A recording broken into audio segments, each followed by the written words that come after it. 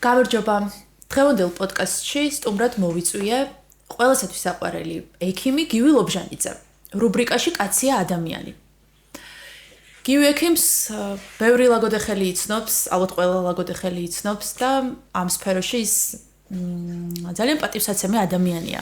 და თვითონაც გარდა იმისა, რომ არის პროფესიონალი ექიმი, ისეთი პიროვნება არის, ვინც ამ რუბრიკაში ყოფნას, რა თქმა უნდა, იმსახურებს. ის ადამიანობის გამართლებად მიმაჩნია და ცოტა ღელავკიდეც მასთან ურთიერთობისას, იმიტომ რომ მინდა სათანადო იყოს ყველაფერი მთელი ეს პოდკასტი.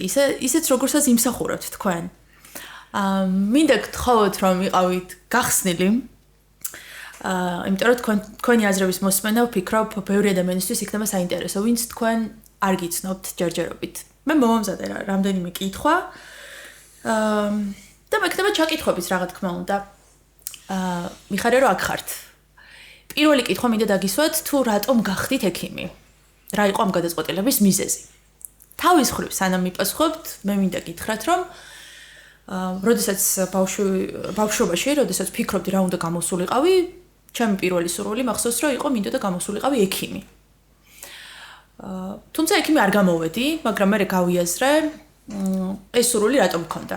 სავარაუდოდ იმიტომ, რომ ადამიანებს დავხმარებოდი, რადგან ექიმობა დაკავშირებული არის ადამიანის დახმარებასთან, ხშირად გადარჩენასთანაც კი.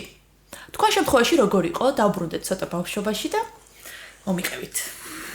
უპირველეს ყოვლისა დიდი მადლობა მოწვევისთვის ამ ორგანიზაციას. დიდი ხანია ვიცნობ. ვაგვირდები მის საქმიანობას, ძალიან დადებითად ვაფასებ და ვთვლი რომ ძალიან სასიკეთო საქმეს აკეთებს. თავის სოფლისთვის და ჩვენი ქვეყნისთვის.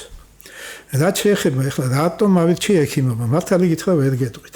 ბავშვობაში არც ბებია, არც ბაბუა, არც მამა, არც დედა სამედიცინო დარგის წარმომადგენელი არ ყოლია. კარგად ვსწავლობდი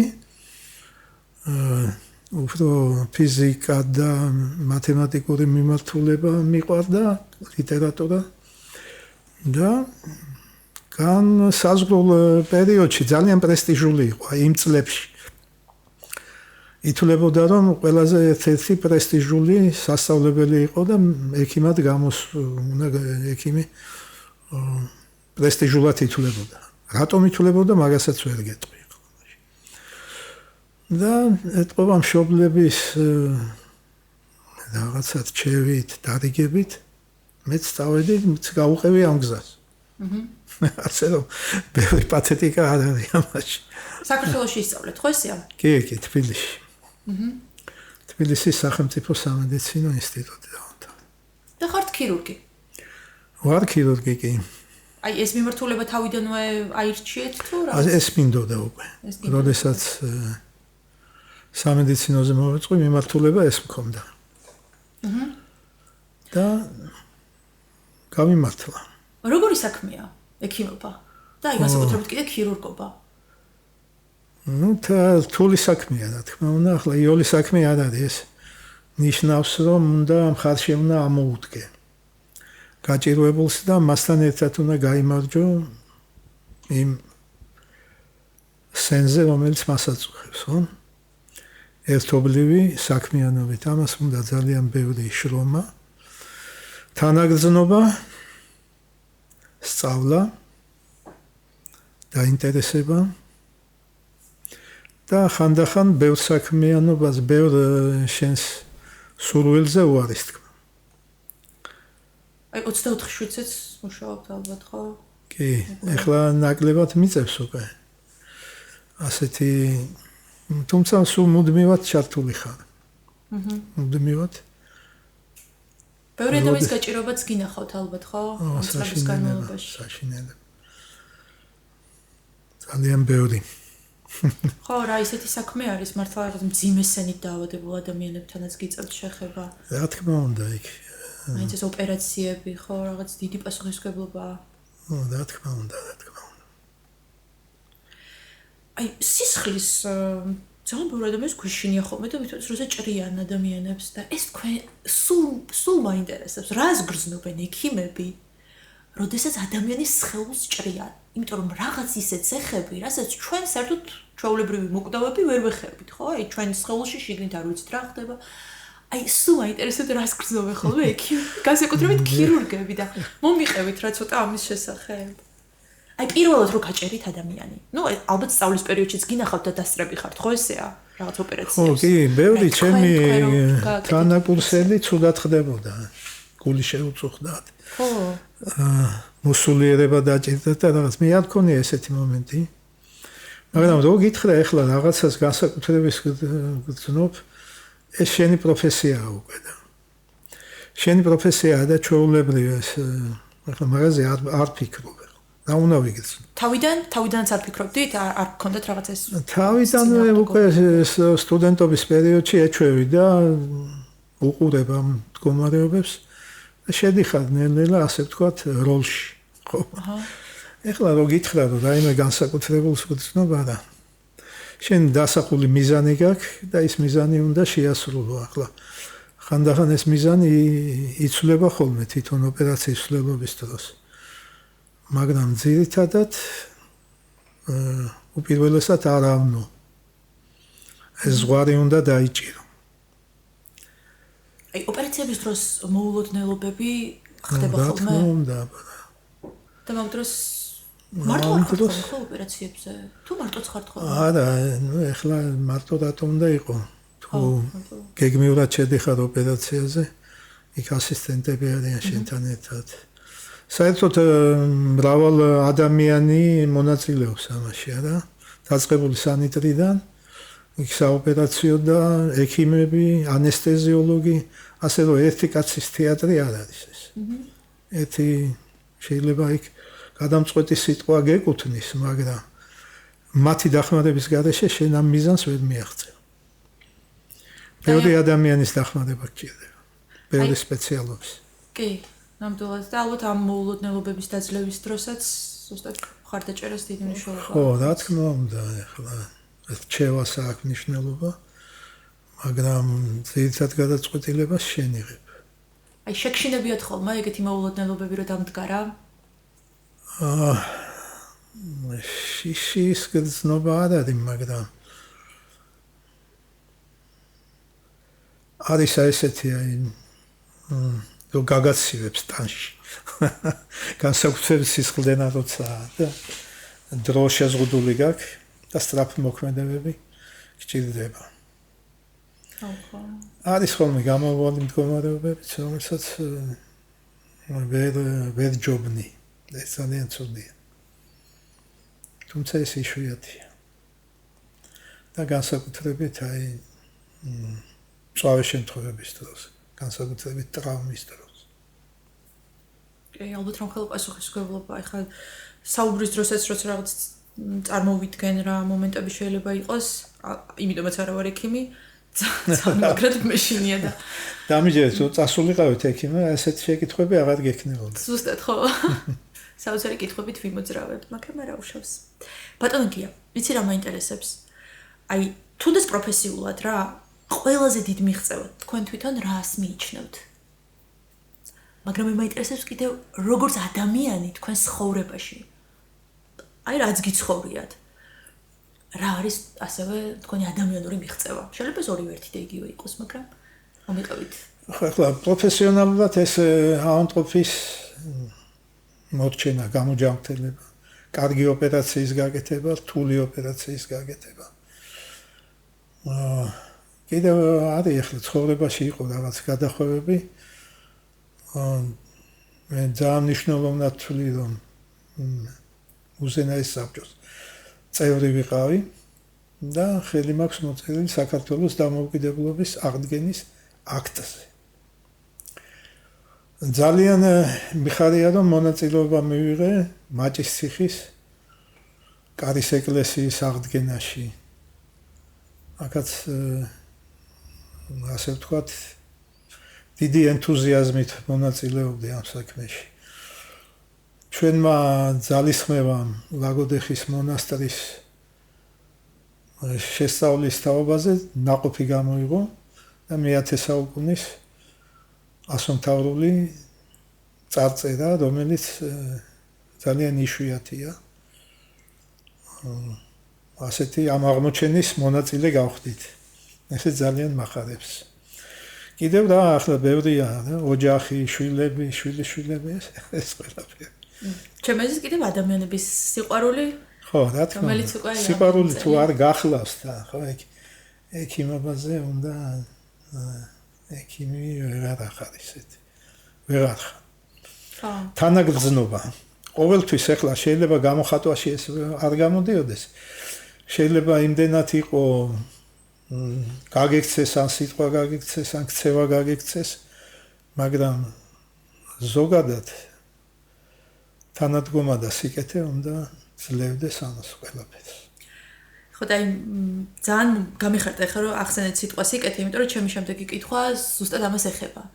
თქვენ თვითონ აი რა არის თქვენთვის საერთოდ სიკეთე და თვითონაც რა გაძლევთ ძალას რომ ადამიანებს დაეხმაროთ და აკეთოთ სიკეთე? ალბათ ეს ადამიანის ბუნებიდანაც მოდის, რა ვიცი ხა, ბოროტება რატო უნდა გავაკეთო, ხო?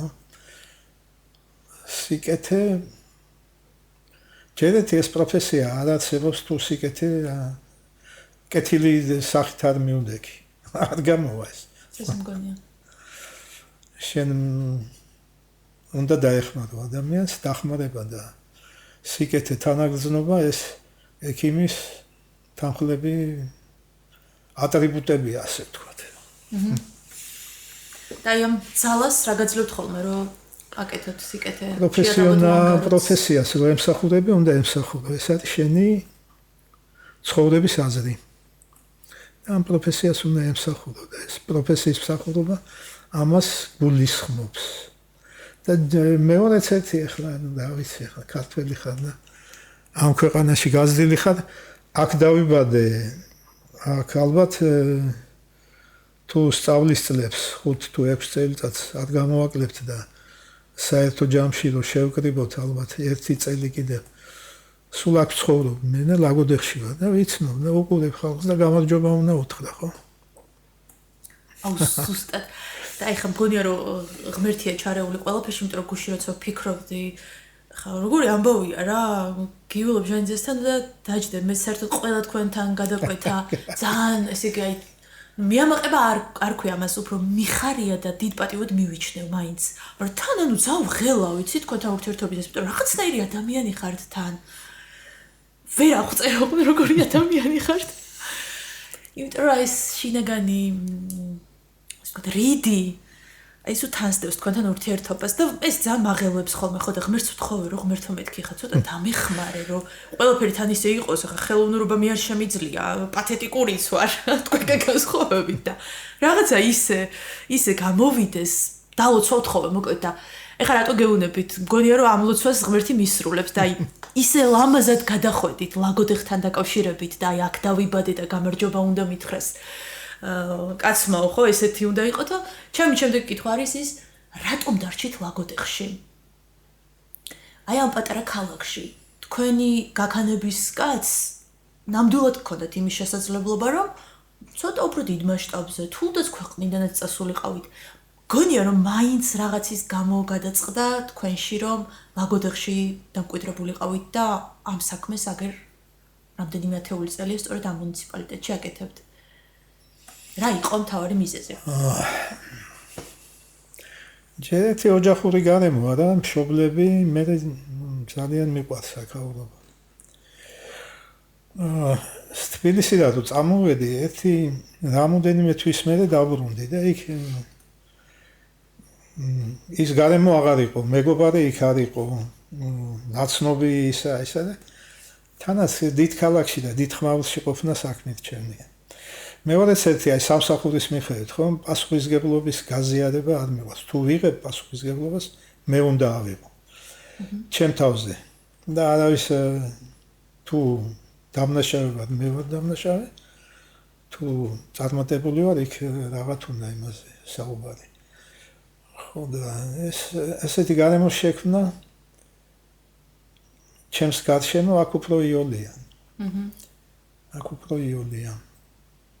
აი რა არის კიდე თქვენთვის ლაგოდეხი და რა რა დამოკიდებულება გაქვთ?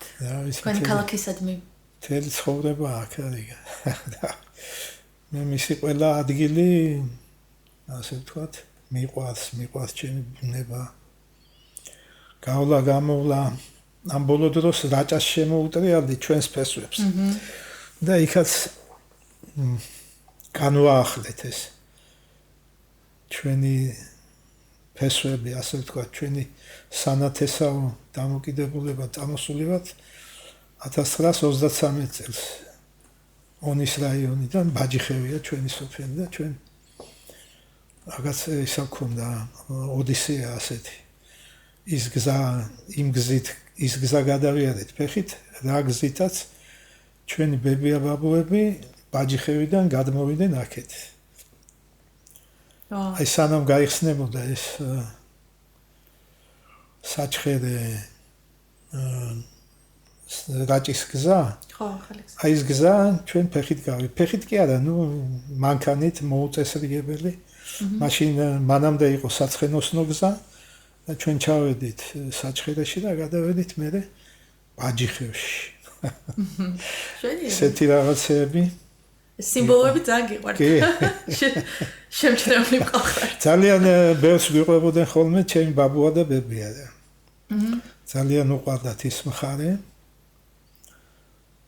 და ბებია ხშირად დაარტყავდა ხოლმე ჯოხს, რომ ქვედა მინდა აქ აქსაც ამიყვანეთო. მეც მაინტერესებდა ის. და უფრო ახლო ურთიერთობაში შევედი.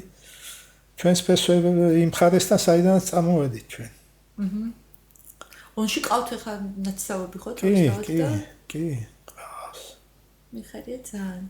აქაც სოფელ რაჭის-უბანში სადაც ჩამოსახლებული კი, აქ სულ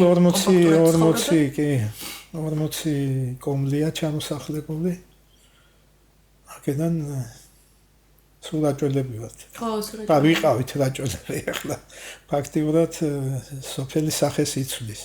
დაიცალა, წავიდა ხალხი თუ ახალგაზრდობა ნაკლებია. გაიული სიწყნარია სოფელში. არა, ჩემ დროს ასე არ იყო. ფეხბურთის სტადიონზე ბალახი არ ამოდიოდა ხოლმე და ეხლა გადავლილი აქვს ბალახი. ძალიან ლამაზია, კაი დასახლებაა ძალიან და კი, ლამაზად გაკეთდა ამ ბოლო დროს ეგზა მოუხდა. ხალხს მოუხდა ძალიან. და ძალიან წყნარი ადგილია, გასაოცრად წყნარი ადგილია. მიუხედავად იმისა, რომ თითქოს ტრასიდან ისე ძალიან არ არის მოშორებული. აი ლაგოდეხთან შედარებით იქ საოცარი სიწყნარეს შეგიძლია აღმოაჩინო. დღესთან ახლოა. თის ქვეშ ძალიან საყვარელად არის გაშენებული, მართლა შთამბეჭდავი სოფელია. ეხლა ერთი მნიშვნელოვანი კითხვა მინდა დაგისვათ ამ რუბრიკიდან გამომდინარეც. თქვენი აზრით, კაცია ადამიანი? და აი ადამიანს რა არის საჭირო იმისთვის, რომ ადამიანად იქცეს კაცი, ღვთისგან მოვლენილი? აი ეს არსება.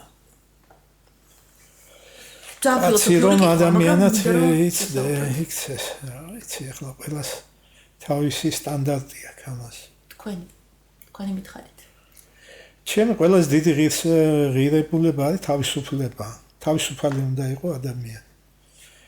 შეზღუდული არ უნდა იყოს. ახლა გიჟი თავისუფალია ისე კი არა. და არ უნდა გზნობდე უცნაურ წნეხს.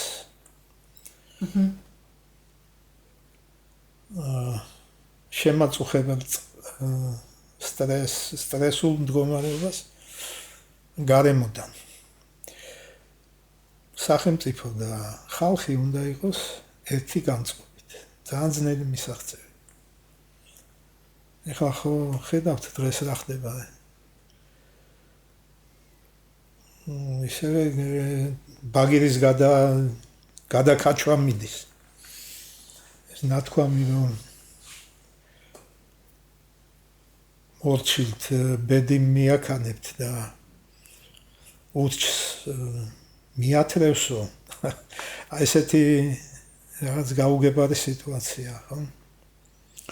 ეს იწილო ყოველ დღე დაჭერა, ის ამის, არ ვიცი, თლად კაი სიტუაციას ვერ გწნობ.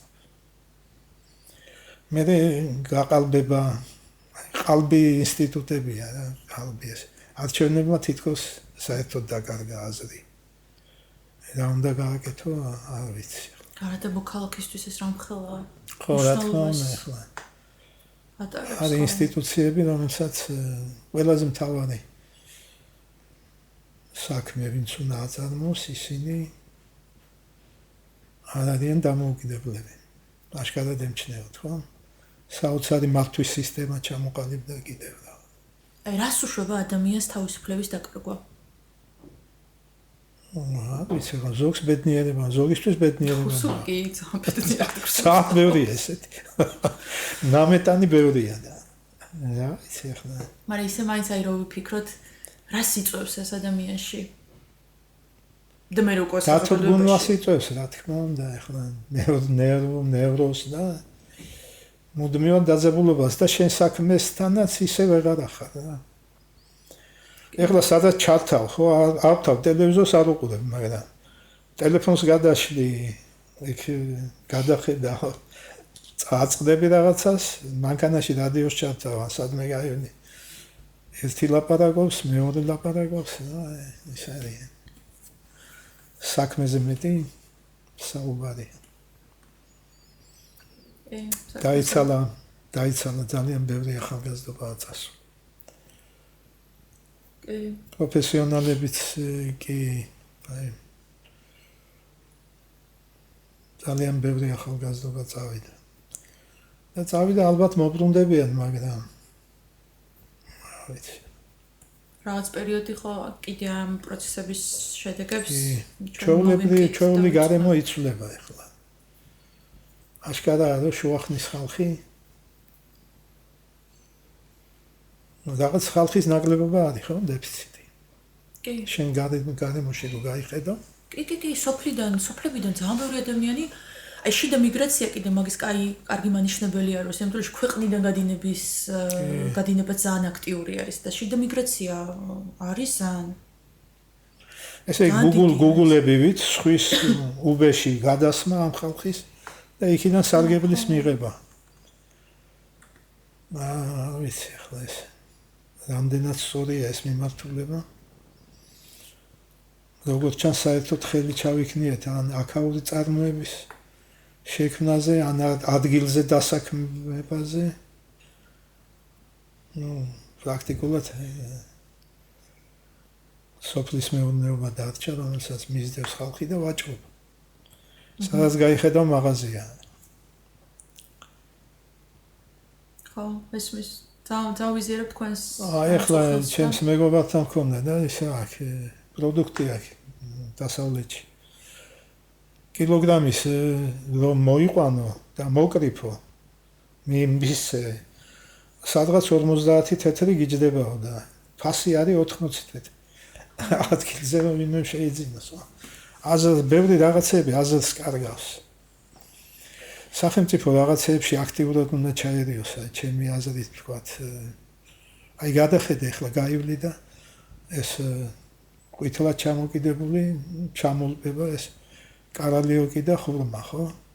ფორმის გარეშე ახლა კერძო ამას არ ყიდულობს, ხო? იმან უნდა გაყიდოს. მაგრამ ხომ შეიძლება რომ ვიღაცას აჩუქო მაინც რა? ნუ დაალპობ და ვიღაცასთან კაი სახელი დაამზადო და აჩუქო მაინც, ხო? კაი სახელი მაინც დაგჭირდა. და ისიც რაღაცით იქნება შენგან დავალებული და სიკეთით გადაგიხდის. აი ესე ჩამოვიდნება ახლა ეს ამდენი პროდუქცია. და ის შესაძლოა რომელიც ზოგისთვის სანატრელიც კი ხო? არის ქვეყნები, სადაც სანატრელი. ხო, დიდი თემა არის მაგაზე იმდენი შეგვიძლია ვისაუბროთ. აი, მაშინ აქედან გამომდინარეც ასევე ლოგიკურად გკითხავთ, რომ ყველაზე მთავარ ცხოვრებაში რას მიხვდით?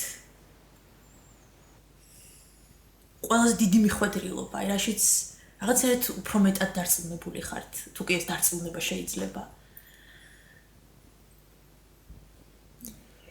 და არის მთავარი ცხოვრებაში. ხო, თქვენ რას მივხვდით რა მაგ მხრივ? ყველაზე მთავარი მე ვერაფერს ვერ მივხვდი, რაც ვიყავი ისა. რომ მივხვდარიყავი სხვანაირად ვიქნებოდი. აი, სხვათა შორის მაინც რასაც მივხვდით, აი ყველაზე ხო, შენი თავისუფლება უნდა შეინარჩუნა. შენი აზრი, არავის არც უნდა შეურაცხყოფა მიაყენო, მაგრამ შენ აზრთან უნდა იყო. შენი მეობა უნდა გქონდეს. შენ წინასწარ რაღაც უნდა განსაზღვრო, რომ იმ გზით წახვიდე, სად მიხვალ, როგორ მიხვალ. რაღაცის აი სურვილმა არ უნდა გაჯობოს, ახლა არიან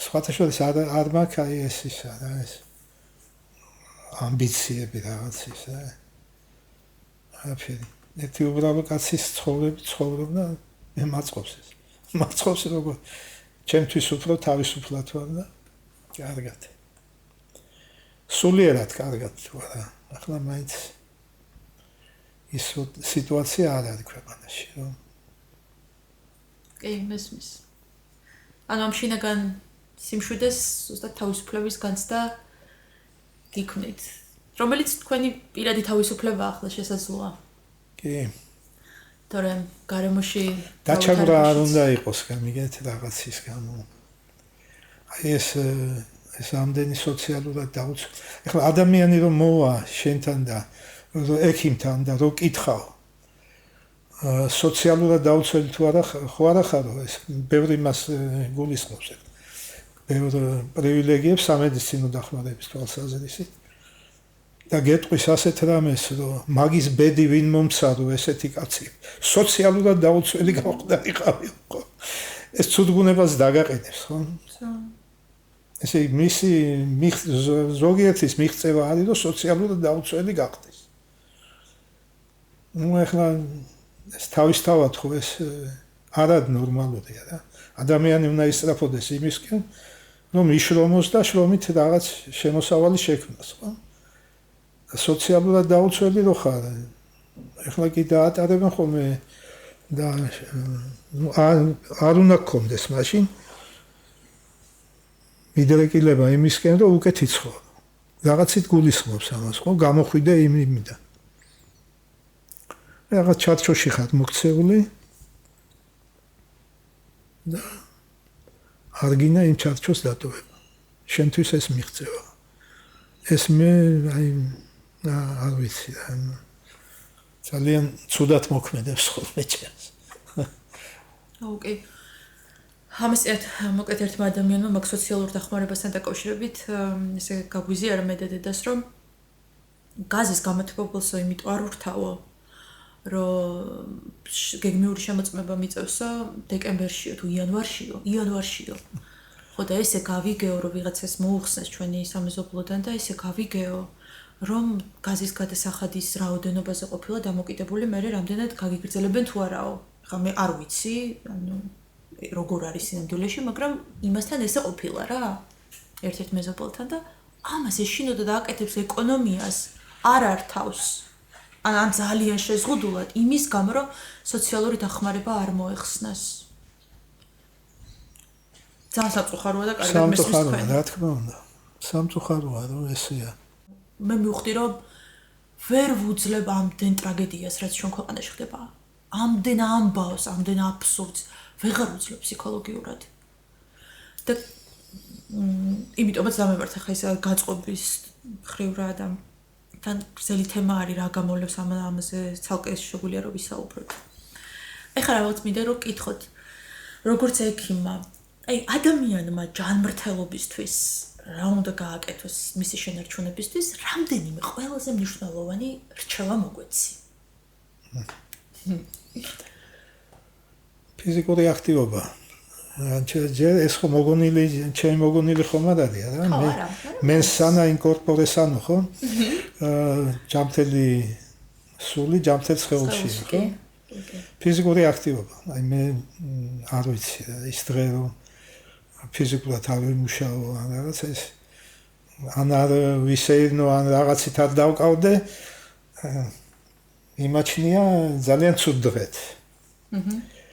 აი მთლიანად რომ ხანდახან არის ხოლმე რომ დღეები არ გრჩება ამისთვის და მაგრამ როგორც კი გექნება ან გაისეირნე ან ტყეში წადე ან ეკლესია ნახე ან ინადირე ან რაღაცა ეს ფიზიკურად უნდა იყო გასული აუცილებლად. ფიზიკური ჯანმრთელობა რა თქმა უნდა ერთ-ერთი წამყვანია სულიერ ჯანმრთელობაც იქიდან მოდის სავარაუდოდ. ასე რომ ფიზიკური აქტივობა და ზომიერება ცხოვრებაში. აი ეს. რა გულისხმობთ ზომიერება ცხოვრებაში? საინტერესო ჭირს და ახლა ზომიერება ცხოვრებაში, ახლა ზომიერად უზომოდ მსმელი არ შეხვედრია. უზომოდ მწეველი. უზომოდ რაღაცეები ჭამელი. ასე ზომიერება ცხოვრებაში. სრულიად საკმარისია. ძალიან დიდი მადლობა. მოსვლისთვის, საუბრისთვის, განდობისთვის. ღმერთმა დიდხანს გაცოცხლოთ. ადამიანების საიმედოდ, ლაგოდეხელების და არა მარტო ლაგოდეხელების საიმედოდ. და მინდა გისურვოთ მოესწროთ ისეთ ქვეყანაში ცხოვრებას, აი ბევრი წლის წინ თქვენ რაც ინატრეთ და რაც გიამაყებათ, რომ ვქმენიო რაღაცნაირად იმის გამოძახილი დაგენახოთ აქ და მოგესმინოთ. ეგეთ ქვეყანაში ცხოვრებას გისურვებთ, როგორც თქვენს გულს გაუხარდება და როგორადაც მიიჩნევთ, რომ უმჯობესი იქნება. ურმესი მადლობა. გამარჯობა ჩვენს ქვეყანას. ნამდვილად გამარჯობა. და უსურვოთ გამარჯვება. უსურვოთ